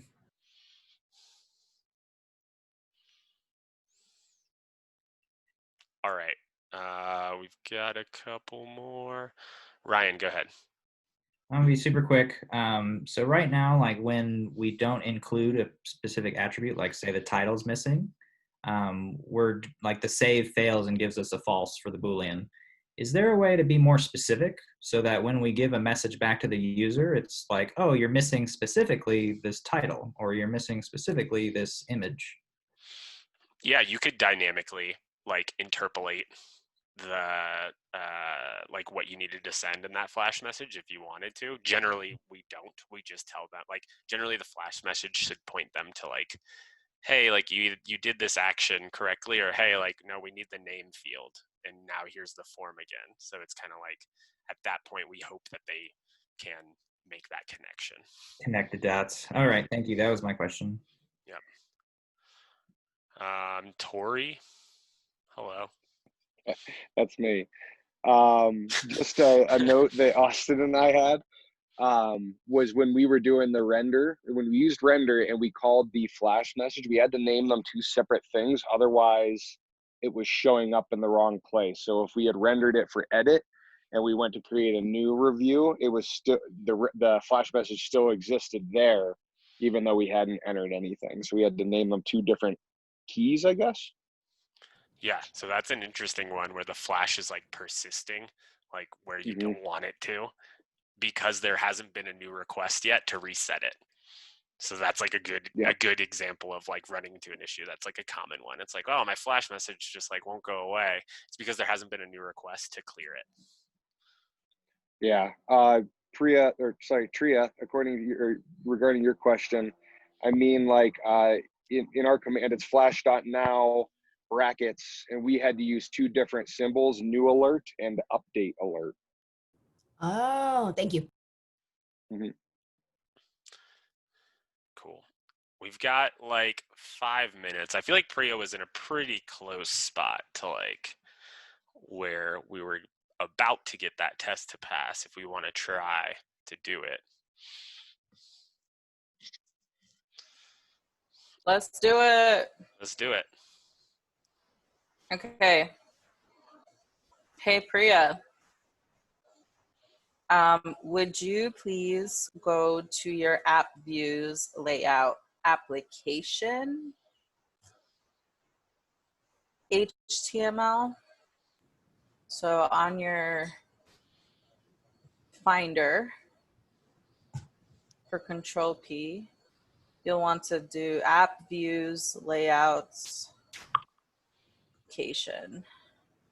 Say that last word again. Application. HTML. There it is. Great.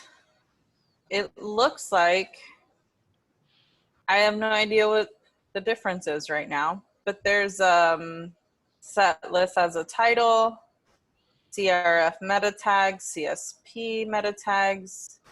There's this weird link that says HTTPS path. Yeah, I'm gonna jump in and just say, don't worry that yours looks different than the lesson. Like, let's what we want to focus on is just that flash piece. All right, that's really helpful because I thought for some reason that link was connected to the Flash. All right, so at the bottom of our body, so inside our body field, we're going to put a crab claw without an equal. So percentage, yep. And it's gonna say flash.each due, lowercase flash, my apologies. Perfect. And then there's gonna be 2 pipes after due. And type is gonna be one of them, and then comma message inside the pipes. So type, comma, message, perfect. On another line, we're gonna have a paragraph tag and a lobster equals tab inside there. Awesome, thank you. And in there, we're gonna say message. And then we're going to do another lobster without the equal on a new line. My apologies. Are you closing that one? Yeah. On a new line, we'll put end. And we should run it, and it should work.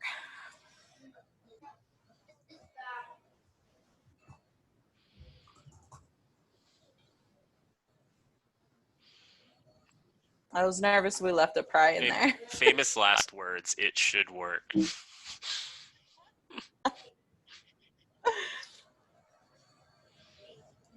So, yeah, artist controller.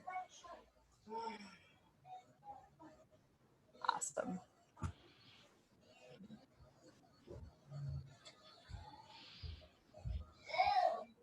Oh. So, We never actually copy and pasted the error message. oh, the error message. Yeah, that's all that's happening. Not all, but yes.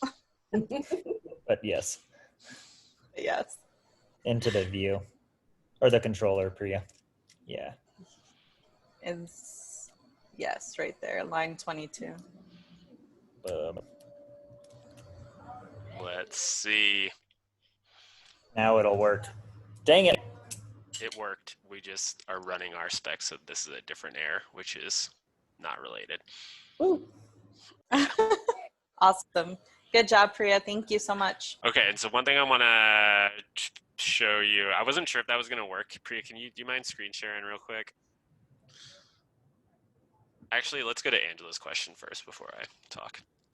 I'm just wondering if Flash messages are always stored in a hash called Flash, and then the key is whatever you want that message to be called. So in this case, it's notice. Somewhat. So flashes are always stored in key value pairs. And so if we go to application.html.erb, where we kind of just put the Flash rendering onto the screen. Yeah. So you can see the way we break up the block variable there is by a key and a value that we called type and message. And each Flash value will be slightly different in the way that it behaves. So it's not just we name it however we want. There's some stuff built in like notice, alert, I think error. This is why in those docs, I encourage you to look at them because it tells you all of those. And then it also tells you, I think, that you can create your own. I was surprised. I think that this is a good reason why we should look at the page too, right? We should browser drive this to now see what this Flash message looks like to our user when they do this thing. Because I think in the lesson plan, it's supposed to be the Flash is supposed to be above the yield so that it shows up at the top of the screen. And I think because it's below the yield, it'll show up at the bottom of the screen. So that's just a nuance where our test isn't catching that nuance. It's just checking that it's there. But this is a good reason for us to go browser drive this. So let's run the server. But just to so I have it clear, of course. I have to call my hash has to be called Flash for it to recognize notice and alert as keys. I can't just call it something else. Correct. Right? Yeah. Flash is like a special session that is that already has some key value pairs like kind of like built in, and now you can like assign them to be what you want. Okay, cool. Yep. Thank you. All right, so let's go to this artist's new page. I think it's artists and then new. Yeah. Great. All right, now let's click create artist. Can you make this full screen? Okay, cool. Yeah, there's the flash. So it's below. I want to say like, all right, let's try and put that. Now let's go back to the application.html.erb and let's try to put it, let's put the yield below that whole each end and see what happens there. Cool. Yeah, so that changes where it appears, right?